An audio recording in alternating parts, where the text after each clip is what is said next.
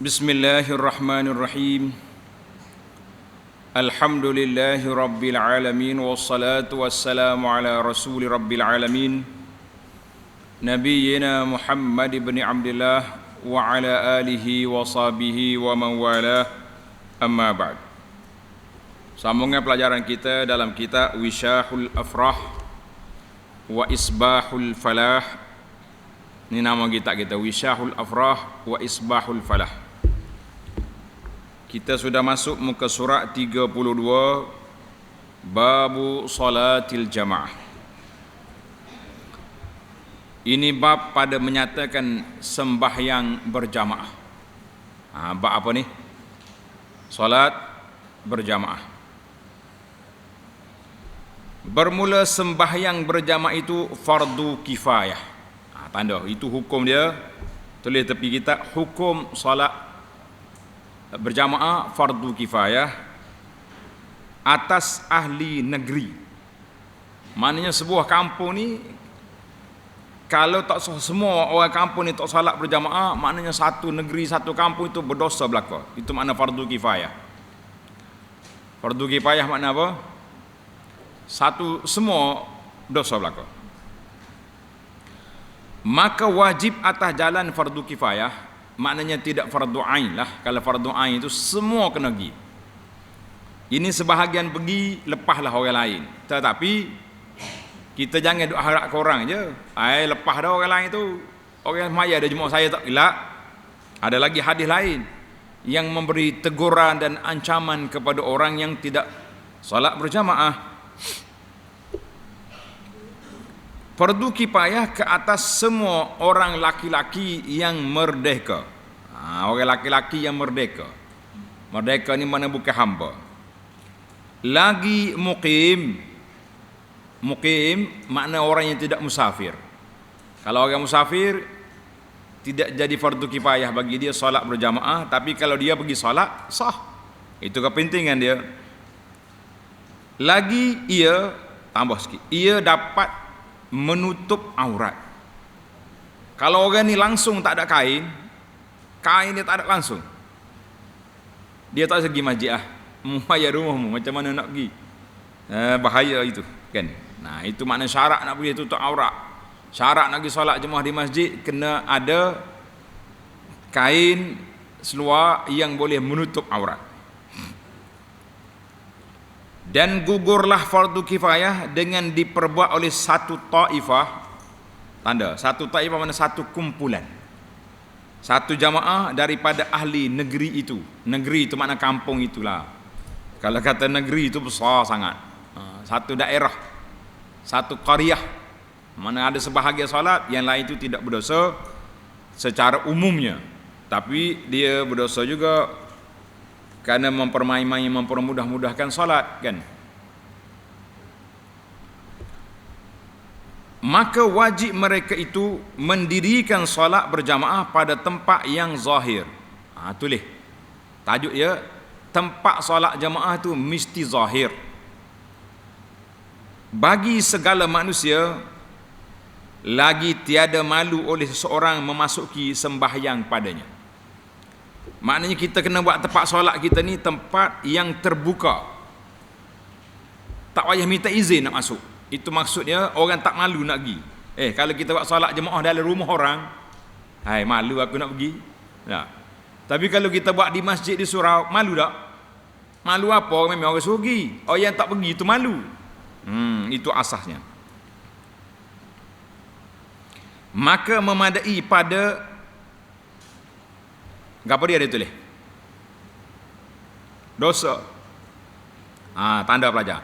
Semua yang ditulis dosa-dosa dalam dua baris ni tulis dusun. Apa makna dusun? Makna mukim ataupun kampung. Ahli dusun bukan dusun durian. Pak kita kalau kita nak pergi ke dusun durian, tak.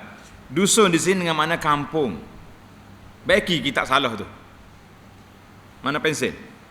Tulis bukan dosa tu. Ahli dusun makna ahli kampung yang kecil, didirikan solat berjamaah pada suatu tempat yang zahir syiar Islam dengan dia. Maknanya kalau satu qaryah taman perumahan ni sebuah surau cukuplah tu. Ni kita ni kadang-kadang alik ni surau, ya ni tak ada orang, ini tak ada orang. Apa cerita? Kita jamaah ni nak suruh nampak ramai. Kekuatan umat Islam itu terserlah di situ. Kalau buat banyak surau, lagi 2-3 orang dia jangan buat.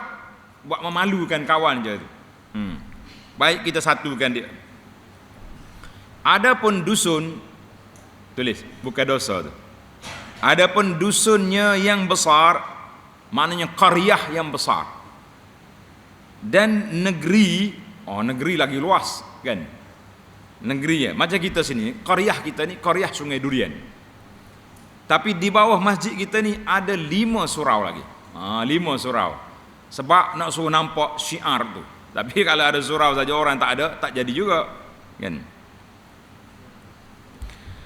Adapun dusun yang besar, mana kampung yang luas, negeri yang luas, maka tiada dapat tiada. Tulis pelajar, tak dapat tiada dengan makna mesti.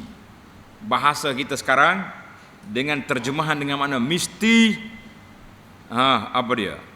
Daripada keduanya, daripada mendirikan berjamaah pada beberapa tempat, sekira-kira nyata terzahir syiar Islam dengan dia. Kena buat banyak tempat. Mana kalau kita contohnya kalau di Kuala Kerai ni sebuah yang masjid ada, penat kita kan. Jadi kita setiap daerah mukim, taman ada surau, ada masjid. Alhamdulillah. Tamatlah kita dari sudut tempat solat berjamaah. Sekarang ini kita pergi kepada hasil jamaah itu berapa orang, bilangan berjamaah.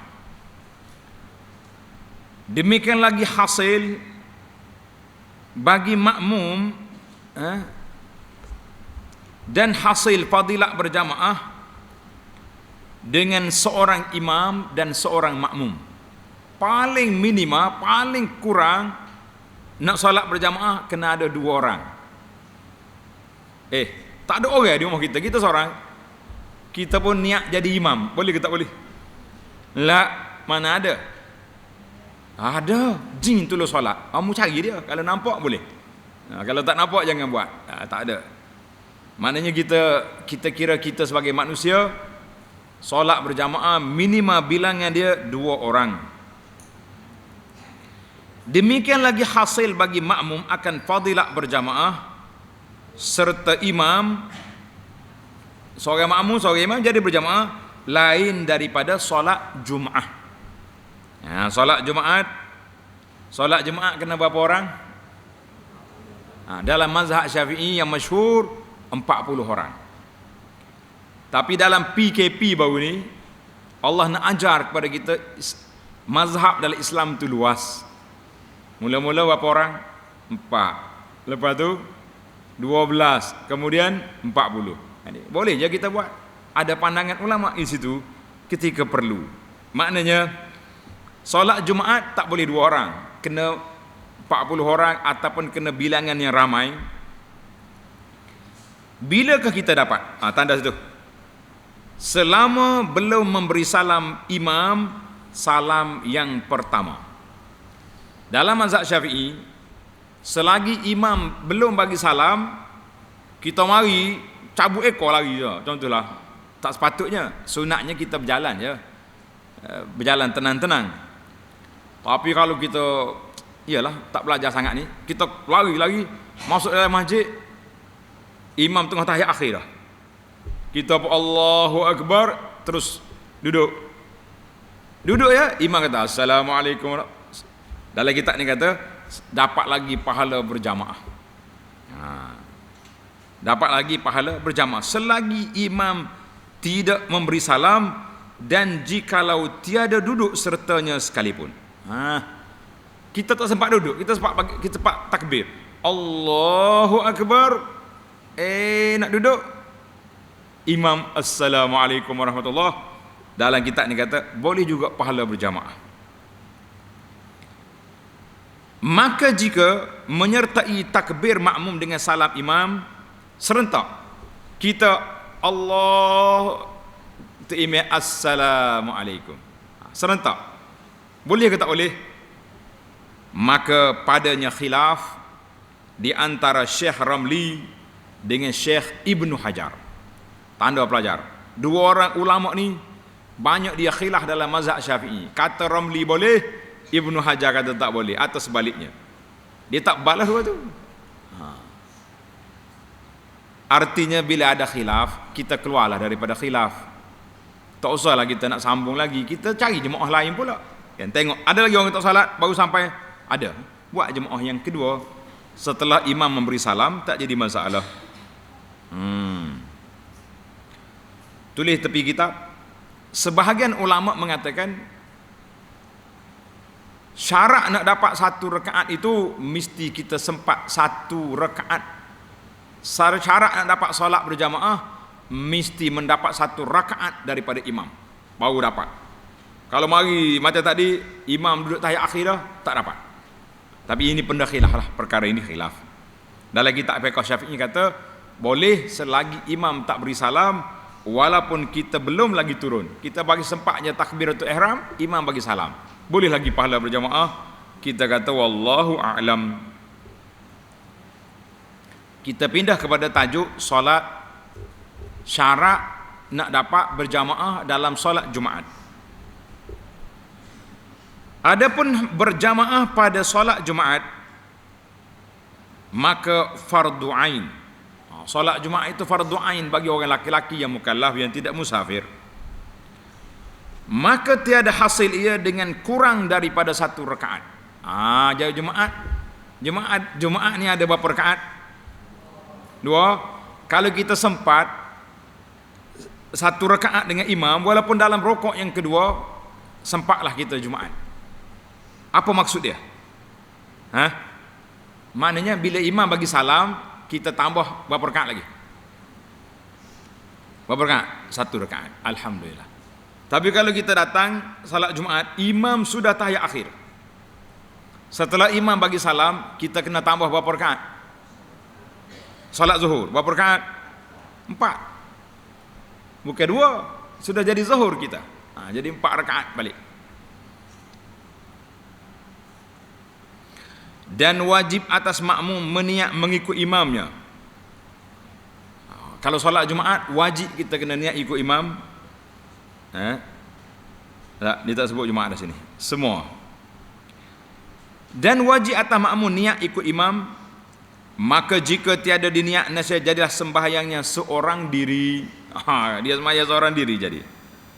Melainkan pada sembahyang yang disyaratkan padanya berjamaah, seperti solat Jumaat, maka tiada sah sembahyangnya. Maka wajib diniat mengikut imam pada yang lain daripada Jumaat itu bukan syarat bagi sahnya, bahkan adalah ia syarat bagi mengikut jua. Kalau solat Jumaat kita wajib niat jadi makmum, baru sah. Tapi kalau solat lain kita lambat niat, sah. Masih lagi sah, tapi kalau kita nak ikut imam, kita kena niat ikut imam. Sebab pergerakan kita itu supaya ada hubungan di antara kita dengan imam. Kalau kita tersalah, ditanggung oleh imam. Kalau imam tersalah, kita serta bersama dengan kesalahan imam itu dalam sujud sahwinya nanti.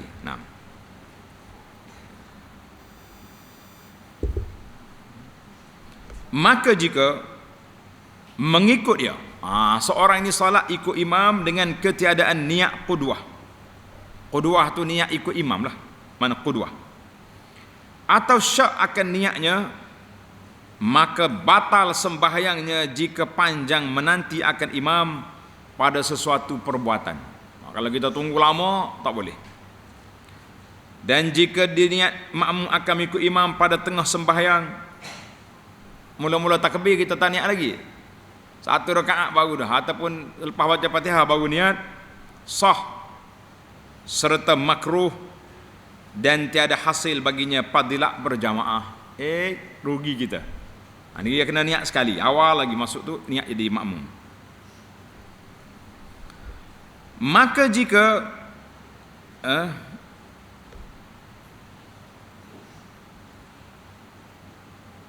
tiada hasil fadilat berjamaah, habislah kita. Dan tiada wajib atas imam meniatkan imam, niat jadi imam pada sah diikut dengan dia pada sembahyang yang lain daripada Jumaat, bahkan sunat juga. Imam dia boleh. Dia nak jadi imam ke tak nak jadi imam. Sebab itu kalau kita mari lambat, ada orang duk solat sunat, boleh kita ikut dia. Tak payah cumi-cumi baru, tak payah. Kita pergi duduk dekat dia, kita takbir, dia biar dia tahu Allahu Akbar. Ada orang ikut. Dia pun tukar dia punya niat daripada seorang jadi imam. Jadi berjamaah. Kalau dia tak niat pun tak apa, kita ikut dia. Tapi makmum kena niat ikut dia. Maka jika tiada diniatkan imam, jadi sembahyang seorang dirinya dan tiada hasil baginya fadilah berjamaah. Dia tak boleh fadilah berjamaah. Makmum boleh. Dan jika diniatkan imam pada pertengahan sembahyang, hasil baginya fadilah berjamaah pada ketika niat itu tiada yang dahulunya. Satu rakaat dah orang ikut dia tak niat jadi imam. Lepas tu baru dia niat jadi imam, maka rakaat yang pertama tu dia tak boleh pahala berjamaah kerana dia belum jadi imam.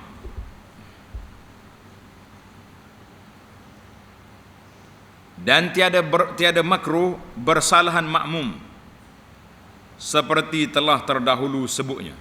Mana beza niat imam dengan makmum tak apa. Adapun pada sembahyang Jumaat, maka wajib atas imam diniatkan imam serta takbiratul ihram. Maka jika ditinggalkan niat imam serta takbirnya, tiada sah Jumaatnya, sama ada ia daripada 40 atau lebih daripadanya.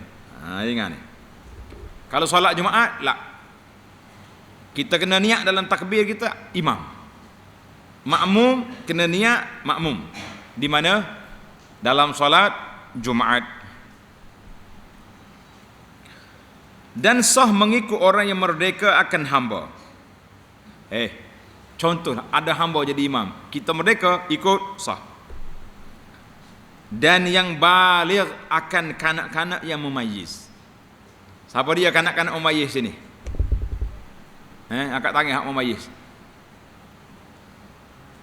Ni bukan mumayyiz ni, baligh dah, nak bini dah ni, tak. Kanak-kanak mumayyiz mana budak-budak yang kita kata dah sekolah rendah lah. Budak darjah 2, darjah 3, 4, tapi dia baca Quran sedap. Dia pun cerdik dah. Dia jadi imam, sah kita ikut dia walaupun kita orang tua di belakang dia. Adapun yang belum lagi mumayyiz, hak tak mumayyiz lagi ni, budak darjah 1 beringah lagi. Pakai seluar apa terbalik contohnya, jadi imam, ini tak boleh. Dia tak tahu apa yang dia buat. Kita sudah jadi makmum lah. Maka tiada sah mengikut dengan dia, dan tiada sah mengikut laki-laki akan perempuan. Perempuan mak imam. Mak imam sah kata sah? La. Dia sama dia boleh. Mak imam kepada jemaah wanita boleh. Tapi mak imam kepada jemaah laki-laki la, tidak sah. Dan laki-laki akan khunsa. Kena khunsa. Apa dia? Ponda. Tu bapak jatah tu bukannya khunsa tu. Khunsa ni orang yang ada 2 alat. Alat jantina dia ada 2-2. Kita tak boleh ikut dia sebab dia perempuan setengah, laki-laki setengah. Hak ponda tu bapak jatah tu cuma dia jalan ngongek-ngongek je. Batai halak pun besar pada berapa tu dah. Itu dia tu. Kalau tu sah, kalau jadi imam tak ada masalah. Jangan panggil makcik, dia panggil imam. Dan khunsa akan perempuan tak boleh. Sebab khunsa ni dia separuh laki-laki, separuh wanita. Dan khunsa akan khunsa tak boleh juga. Dua sama-sama dia tak boleh. Tiada sah mengikut qari akan ummi. Apa dia qari? Tengok dia punya tarikh. Qari itu mereka yang elok bacaan Fatihahnya dengan ketiadaan cedera satu huruf atau satu tasydid. Itu makna orang yang apa dia panggil? Qari. Qari ni orang baca Fatihah betul. Dan ummi itu orang yang mencederakan Fatihah dengan satu huruf atau tasdid. Dia tak ada tasdid. Waladolin. Mai walado mana pula? Dah. Iya kan nak budu. Kita iya kan. Dia iya. Itu dia panggil cedera, orang ummi. Jadi tidak sah orang yang kena baca Fatihah bagi ikut orang yang tak kena. Habis suruh dia lah ikut kita. Kenapa kita ikut dia? Itu tamaklah tanda pelajar. Tamaklah kita punya perbincangan awal tentang syarat-syarat orang yang nak jadi imam.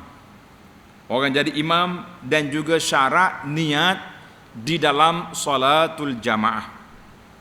Sekarang ini kita berpindah kepada syarat-syarat mengikut imam. Tulis. Syarat mengikut imam dalam kitab kita ini ada 12 syarat. Dan yang ke-12-nya tulis itu, ada 12 syarat. InsyaAllah kita tengok satu-satu setakat mana sempat. Tulis tepi kita syarat sah qudwah. Qudwah itu maknanya syarat sah makmum ikut imam. Ada 12 syarat. 12 syarat.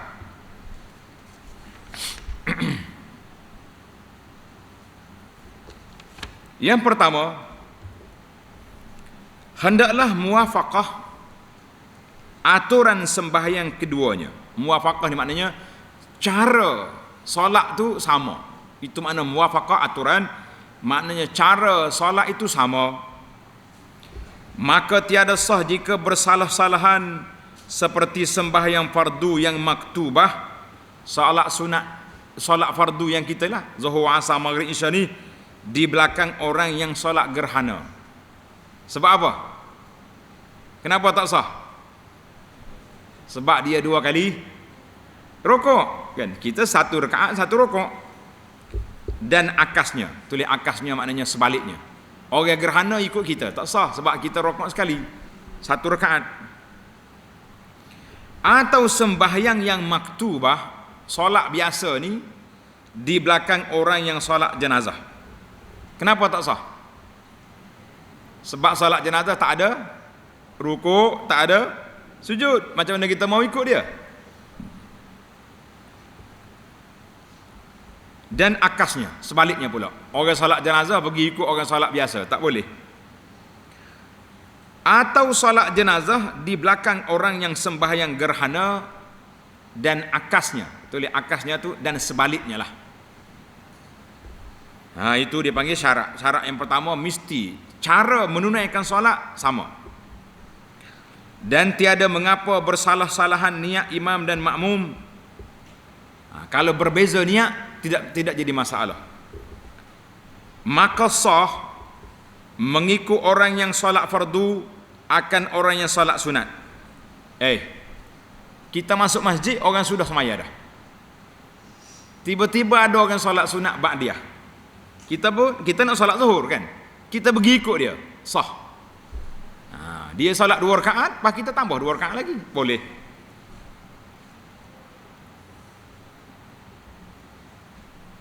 Dan mengikut orang yang sembahyang tunai akan solat qada, boleh. Dan mengikut orang yang sembahyang yang panjang akan orang yang sembahyang yang pendek. Seperti mengikut yang sembahyang zuhur akan yang sembahyang subuh. Boleh. Sebab apa? Sebab subuh 2 rakaat, kita zuhur 4 kan. Dia sudah 2, kita tambah. Seperti orang yang sembahyang pendek akan orang yang sembahyang pendek, seperti mengikut yang sembahyang zuhur akan sembahyang subuh dengan akas. Segala 3 surah ini dan syaratnya. Mana kalau sebalik tak boleh lah. Kita semaya subuh ikut orang semaya zuhur, tak boleh sebab dia 4, kita 2. Kita tak boleh break tengah jalan begitu maksudnya. Baik. Syarat yang kedua, tak nombor 2 tepi kita tu. Syarat yang kedua, wajib mengikut imam. Wajib mengikut makmum akan imam. Makmum wajib ikut imam, maka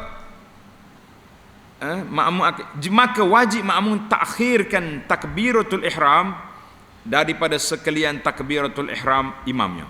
Jadi kita jangan, kita imam duduk betul saf, penuh saf, kita belakang ni Allahu Akbar. Tak boleh. Itu langgar PKP nama dia tu. Macam mana langgar PKP? Langgar pergerakan. Kita kena imam takbir dulu, Allahu Akbar, baru kita Allahu Akbar. Dan jangan mendahulukan imamnya dengan dua rukun fi'li. Maknanya kita pergi rokok dulu atau sujud dulu, dan jika tiada panjang keduanya sekalipun, ataupun rokok dengan iktidal. Tu imam tak bangun lagi, kita bergerak sujud dah. Dan jangan terkemudian daripada imamnya dengan dua rukun yang tersebut dengan tiada uzur. Jangan tak lewat pula. Imam kita duduk rokok lagi, dia ataupun duduk baca Fatihah, imam sujud dah. Maka jika terdahulu dia langgar imam atau ketinggalan ia daripada imamnya dengan dua rukun, dengan uzurnya tiada batal sembahyangnya. Kita tersalah pergi dulu, kan? Tak batal. Tapi ingat, bukan takbiratul ihram. Siapa dia takbiratul ihram dulu daripada imam?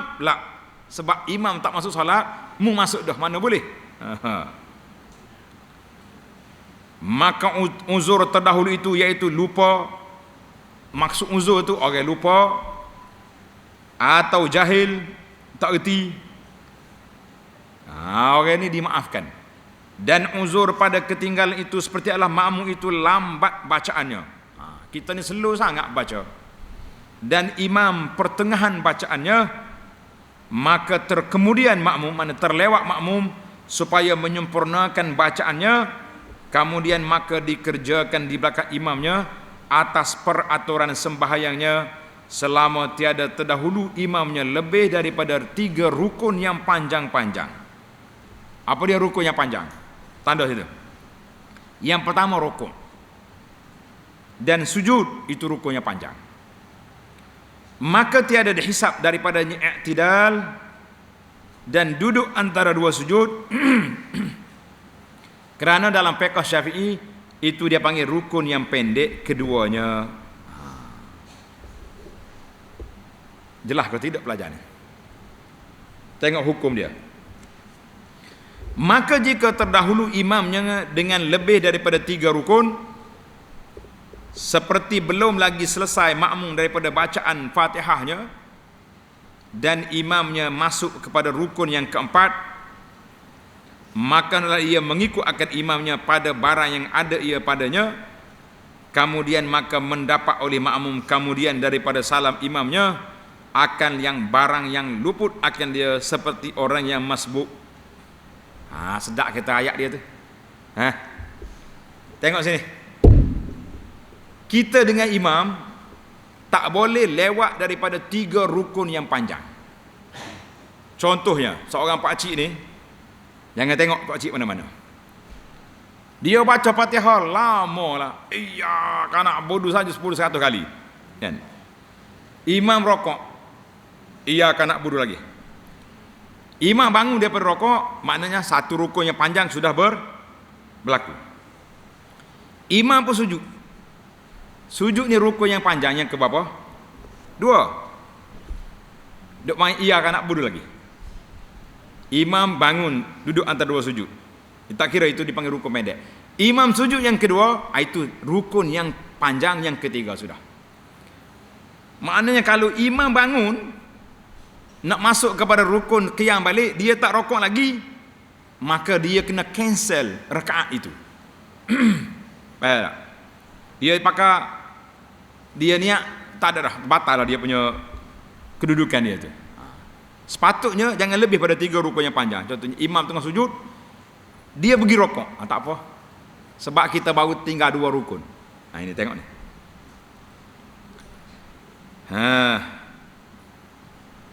Jadi dia kena ikut imam dia, barang yang ada ia padanya, kemudian maka mendapat akan makmum kemudian daripada salam. Maknanya kita cancelkan rakaat yang pertama tadi, dia pakai imam rakaat yang kedua, dia rakaat yang pertama lagi. Lepas tu baru lancar bacaan dia contohnya. Maka bila imam bagi salam nanti dia kena tambah satu rakaat. Imam bagi salam dia kena tambah satu rakaat. Tengok kita.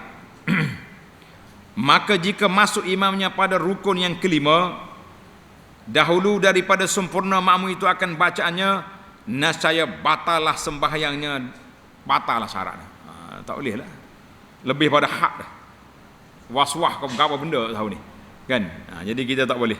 Kita boleh setakat 3 rukun yang panjang, tak lebih daripada itu saja. Tamaklah kita. Kita pergi kepada syarat yang ketiga. Bahawa mengetahui makmum akan intiqalat. Apa dia intiqalat? Pelajar.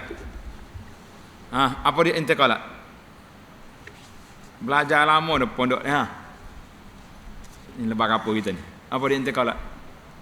Perpindahan rukun. Itu makna intiqalat. Tulis pelajar-pelajar. Intiqalat maknanya perpindahan rukun. Perpindahan rukun. Daripada mana pindah tu?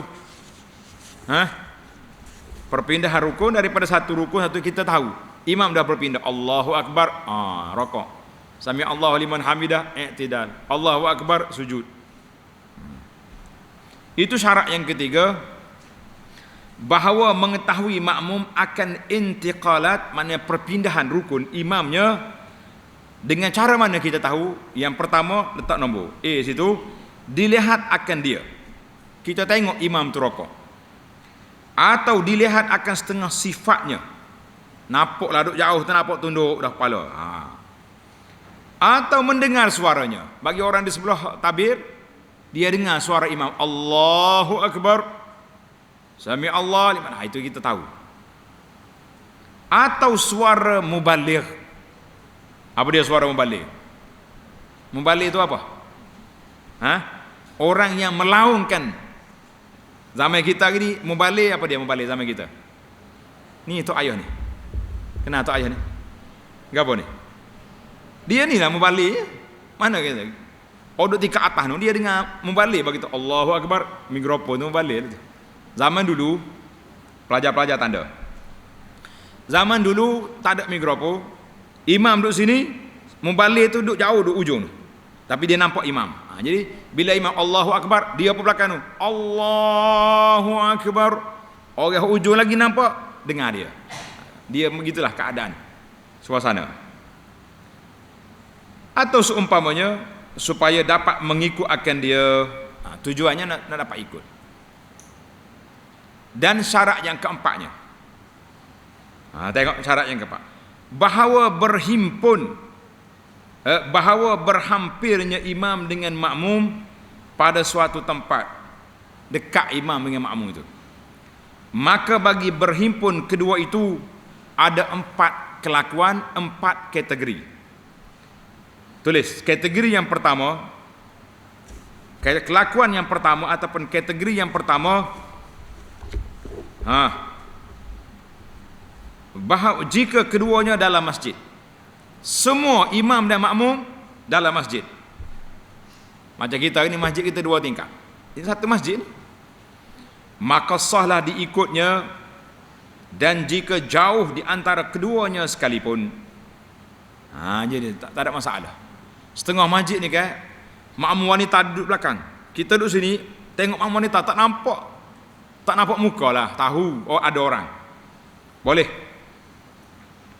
Dan jika menyelangi oleh beberapa binaan, tengah-tengah di antara kita dengan makmum belakang itu ada telaga, telaga ada, dan sutuh ni atas roof, dan menara, dan seumpamanya sekalipun, sah.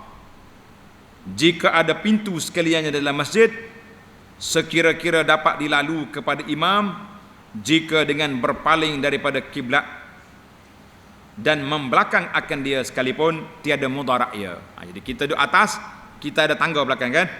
Tangga ada, Ada. Jadi kita boleh undur turun tempat imam. Sahlah kita. Alhamdulillah. Dan jika dikunci sekalian pintunya dengan kunci besi sekalipun, selama tiada dipaku akan dia. Kita tahu mana dalam masjid kita ni ada pintu-pintu, grill, pintu besi. Tapi jangan kunci lah. Jangan dikunci. Jangan dipaku, makna jangan dikunci. Boleh. Macam kita naik tingkat atas, ada pintu besi kan. Tapi kalau waktu kita naik, waktu solat di atas, kita buka pintu tu. Sahlah dia. Macam pintu wanita ni, ada pintu tapi tidak dikunci, maka dia jadi sah. Maka jika diselangi oleh binatang, sudah kita. Imam duduk depan, makmum duduk belakang, tengah tu ada singa. Singa mari aku kena tangkap. Tiada dapat dilalu kepada imam atau pagar besi, bukan pintu besi. Faham tak? Pagar besi. Pagar besi tak ada pintu, nak masuk tak boleh. Segala pintu yang tersebut, maka tiada sah mengikutnya. Kita ada pintu, sah. Pagar tak berpintu, tak sah.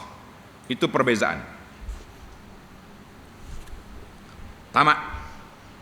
Kategori yang pertama, imam dengan makmum duduk di mana? Duduk dalam masjid. Kategori yang kedua, kelakuan yang kedua, maknanya kategori yang kedua, pada lain daripada masjid, luar masjid, seperti di padang. Kita solat di padang, atau di dalam binaan, tapi bukan masjid, binaan dewan ke apa dia kita buat, maka syaratnya bahawa jangan ada jauh antara keduanya, jangan jauh. Demikian lagi antara tiap-tiap dua saf atau dua orang daripada yang mengikut dengan imam belakangnya, atau pada pihaknya lebih daripada 300 hasta takriban, lebih kurang. Itu mana takriban, lebih kurang 300 hasta. Satu hasta kita ni berapa kaki? Sekaki setengah ada. Sekaki setengah. Maknanya kalau 300 hasta bermakna 300 berapa? 400 setengah kaki. Itu jarak yang paling jauh. Lepas pada itu tak boleh. Dan jangan ada di antara keduanya dinding. Tak boleh dinding. Kalau ada dinding tengah padang, tidak sah. Baru ni orang tular satu video, dia kata orang solat dalam masjid, dalam surau yang ada lansir tengah. Tak sah belakang orang semaya belakang tu. Kita kata Masya Allah, Tabarakallah.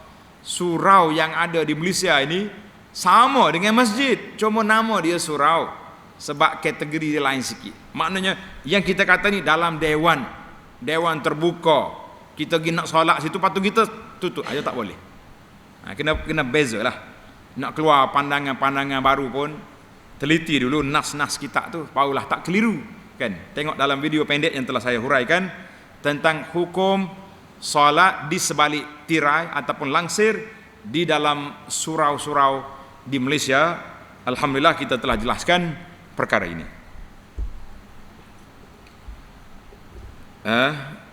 Adapun pintu yang terbuka, jika ada seorang berdiri dengan berbetulannya, maka salah mengikut orang yang berdiri berbetul itu. Kalau kita pintu terbuka, ada orang duduk depan dia tu, depan pintu, bolehlah orang belakang ikut dia.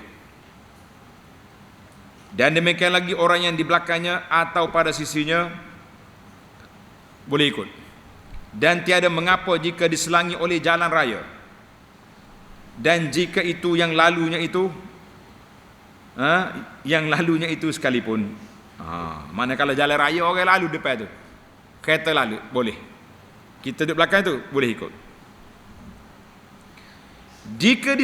Demikian lagi jika diselangi oleh sungai, jika berhajat kepada berenang sekalipun. Kita nak pergi kata email kita kena berenang dalam sungai, sah juga dia kata. Alhamdulillah. Tamatlah kita. Kita pergi kepada kategori yang ketiga. Pelajar-pelajar tulis letak nombor 3. Kategori yang ketiga ataupun kelakuan yang ketiga. Dan jika imam di dalam masjid dan makmum di luar masjid. Macam mana nak buat? Imam dalam masjid, kita duduk di luar. Atau makmum dalam masjid dan imamnya di luar. Terbalik. Maka dua kelakuan ini satu hukumnya, iaitu bahawa jangan lebih daripada 300 hasta antara tepi masjid dan antara orang yang sembahyang di luarnya. 300 hasta bukan daripada tempat imam, daripada dinding masjid. Dinding masjid, tarik 300 hasta ke belakang, sah lagi di situ. Alhamdulillah. Dan lagi jangan ada dinding antara keduanya. Tetapi jika ada padanya dinding itu pintu dan berdiri seseorang berbetulannya, sahlah mengikutnya. Demikian lagi orang yang di belakangnya dan yang di sisinya, dan ada pada dinding itu pintu. Habislah kita. Dan di sisinya. Ulang balik ayat tu lah. Sama ya. Demikian lagi orang yang belakangnya dan sisinya, tamaklah kita. Tulis. Habislah kita. Berapa kelakuan sana ni? 4 kelakuan dia kata. Imam dalam masjid, makmum luar masjid. 3. Yang keempat, makmum dalam masjid, imam luar masjid. Itu maksud dia 4 kelakuan.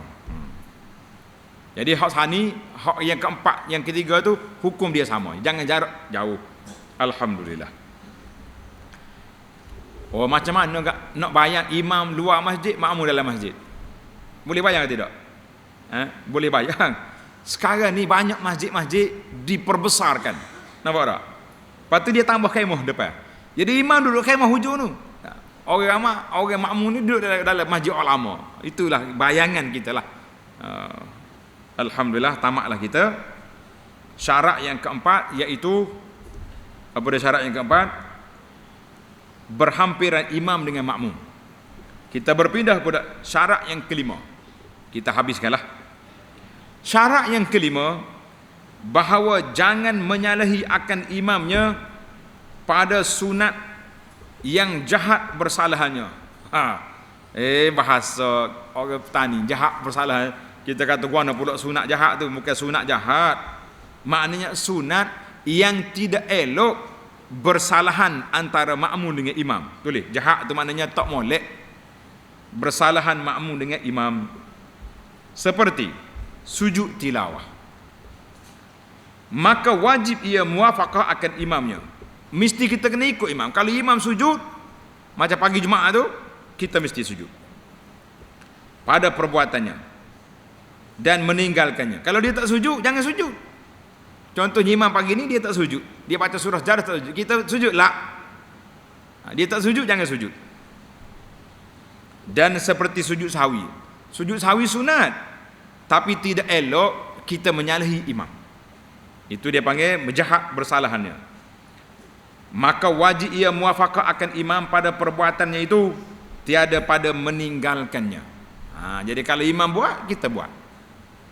Tapi kalau kita imam buat, kita duduk diam, boleh. Maka jika ditinggalkan dia oleh imam, kalau imam tak sujud macam mana? Sunat bagi makmum sujud kemudian daripada salam imamnya, dahulu daripada salamnya. Ingat, imam ni salah tapi dia tak sujud. Kita bertunggu, dia bagi salam, kita sujud. Dan seperti tasyahud awal.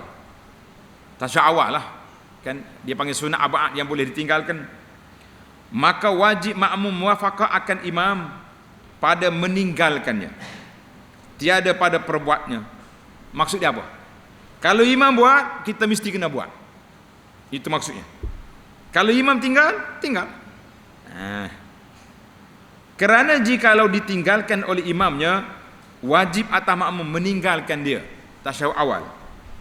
Dan jika diperbuat oleh imamnya, imam dia buat, harus bagi makmum meninggalkan dia dan berdiri ia dengan sengaja. Contohlah kita kata, imam duduk tasyahud awal, kita pakai bangun, Allahu Akbar, pakatah. Dan jika sunat bagi makmum kembali mengikut imam sekalipun, sunat kita duduk balik. Tapi kalau kita tunggu atas tak turun, tak apa, tidak batal solat. Itu dia kata kita kena buat, kita boleh tinggal. Adapun pada kunut subuh, maka tiada wajib ia muwafaqah akan imamnya pada perbuatannya dan tiada pula pada meninggalkannya. Maka jika diperbuat oleh imam kita kunut subuh, harus bagi makmum meninggalkan dia. Aku tak mau baca, dia ikut mazhab lain contohnya, dan sujud ia dengan sengaja, dia terus sujud, maka dia tunggu dalam sujud. Dan jika ditinggalkan dia oleh imamnya, imam tak baca, sunat bagi makmum memperbuatkan dia. Imam terlupa kunut, Sami Allahu liman hamidah, Allahu akbar, boleh makmum berhenti sekejap, Allahumma hadini biman hadait, baca yang paling ringkas. Dah kita berpegang dengan mazhab yang baca kunut kan. Jika didapat akad imamnya pada sujud yang pertama, kalau kita sempatlah, dan tiada harus baginya diperbuatkan dia jika mendapatkan imamnya pada duduk antara dua sujud. Biasanya imam kita ni dia sujud sekejap je, pendek je dia sujud. Maknanya kalau kita baca kunut, kita tak sempat dengan sujud yang pertama, maka jangan buat, turun sekali dengan imam. Maka jika tiada mendapatkan dia, tak sempat dengan sujud yang pertama bersama imam, melainkan pada sujud yang kedua tertegahlah memperbuatkan dia, tak boleh kita baca kunut, turun sekali dengan imam. Kalau dia sujud sawi, nanti kita sujud. Kalau dia tak sujud, kita boleh pilih sama ada nak sujud ataupun tidak. Alhamdulillah, tamaklah kita.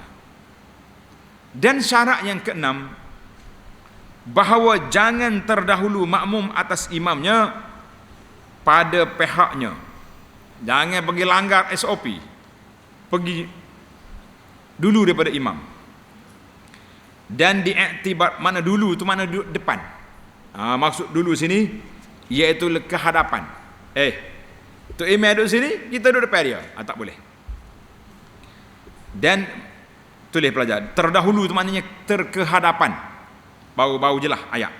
Jangan duduk di hadapan imam. Dan diiktibarkan terdahulu, terkedepan itu, dan terkemudian itu dengan tumiknya.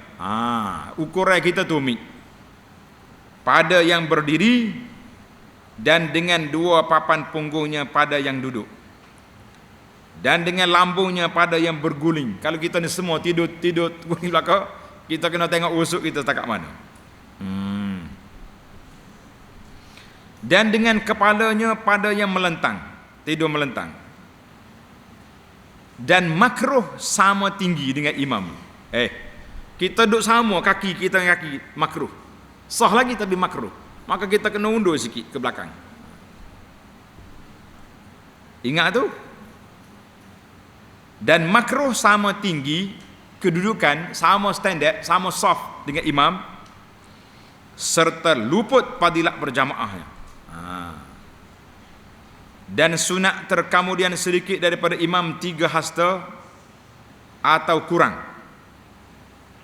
Paling jauhnya 3 hasta. Dan jika lebih daripada 3 hasta, luputlah fadilat berjamaahnya. Pelajar, eloknya kalau kita solat kita dengan imam dua je, kita duduk sekaki je dengan dia. Ni kaki dia, ni kaki kita, sekatu je duduk. Ada setengah orang duduk seramah lah, kita turun sikit. Ni setengah manusia ni satu sejadah, jadah imam sini, sejadah dia sini. Itu paling jauh yang boleh duduk. Lepas pada 3 hasta, batal. Tengok dia kata apa. Jika lebih daripada 3 hasta, luputlah fadilat berjamaahnya. Habis pada jemaah. Jadi kita duduk, kalau 2 orang, tikah beza kaki gini ya. Nampak? Dia kaki kita. Cukup tu. Jangan sejadah dia sejadah kita. Ni mesti PKP lagu ni solat ni. Jadah tu jadah ni jauh tak tahu mana. Ini yang dikatakan kita kena duduk dekat-dekat. Dan syarat yang ke-7, letak nombor. Syarat yang ke-7, niat mengikut imam seperti telah terdahulu sebutnya. Kita kena niat ikut imam. Kalau tak niat ikut imam, kita tak dapat pahala berjamaah. Bahkan kalau kita ikut lama imam berhenti, jadi batal pula solat. Ini bahaya. Syarat yang ke-8, bahawa sah sembahyang imam pada i'tikad makmum. Maka tiada sah mengikut akan orang yang diiktikad oleh makmum akan batal sembahyangnya, seperti orang mazhab Syafi'i ikut imam mazhab Hanafi yang menyentuh farasnya. Ada sebahagian ulama Hanafi ni, dia kata sentuh anggota kemaluan itu tidak batal wudu. Dia ambil daripada hadis yang pertama dulu. Kan hadis yang mengatakan innama huwa bada'atun min. Ini seketul daging padamu juga, batal apanya. Tapi kita mazhab Syafi'i dan mazhab majoriti yang berpegang man massa farjahu falyatawadda. Siapa dia sentuh farak dia maka kena ambil wudu. Tiba-tiba kita tengok, kebetulan imam ni mazhab Hanafi, kawan kita, dia duduk selok kain, duduk garu situ. Dia ni sentuh dah, batal semaya dia. Jadi kalau dia solat imam, kita tak diikut dia. Tapi kalau kita tak tengok dia duduk garu situ, tak ada masalah, ikut je. Jangan duduk tawi pula. Jangan jadi ta'assub pelik pula kan. Dan syarat yang ke-9-nya, bahawa adalah sembahyang imam itu terkaya daripada diulangi akan dia. Macam mana pula? Imam solat dalam keadaan darurat, maka tiada sah diikut akan orang yang sembahyang yang wajib diulangi akan dia, seperti orang yang sembahyang dengan tayamum kerana sejuk. Dalam mazhab Syafi'i ini, tayamum itu mengharuskan solatnya. Dia kalau sejuk sangat, dia pun tayamum, dia tak ambil wudu. Maka dia kena i'adatus salah, jadi kita tak boleh ikut dia jadi imam. Dan syarat yang ke-11-nya, syarat yang ke-10, bahawa jangan ada imam itu mengikut akan yang lain. Seperti ia mengikut, tiada kerana orang yang mengikut orang tiada boleh diikut akan dia. Orang ni makmum kepada imam tu, kita pergi ikut kawan ni jadi imam kita. Mau ikut imam depan, tak boleh ikut imam dia. Itu kaedah dia.